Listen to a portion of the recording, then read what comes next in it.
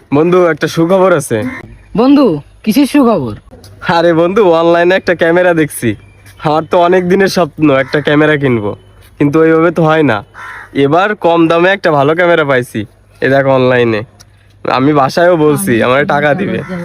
বন্ধু, এবার আমার স্বপ্নটা পূরণ হবেই। বন্ধু, অনলাইনে জিনিসপত্র ভালো হয় না, এমনিতে ভুয়া হয় অনলাইনে জিনিসপত্র।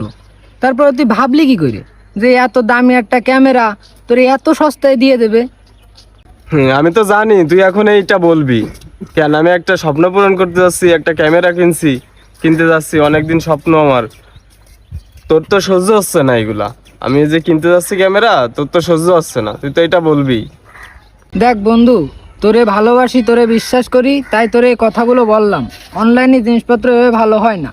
এখন তুই দেখ তুই কি করবি। দেখ বন্ধু, পরে যেন আবার কিনে তুই প্রতারিত হইস না। তুই দেখিস আমি ওই ক্যামেরা কিনে তোর সামনে আসবো, তখন দেখিস। বন্ধুরা নিষেধ করলাম, বন্ধু শুনলো না। পরে যখন বাস যাবে না তখন ঠিকই বুঝবে না।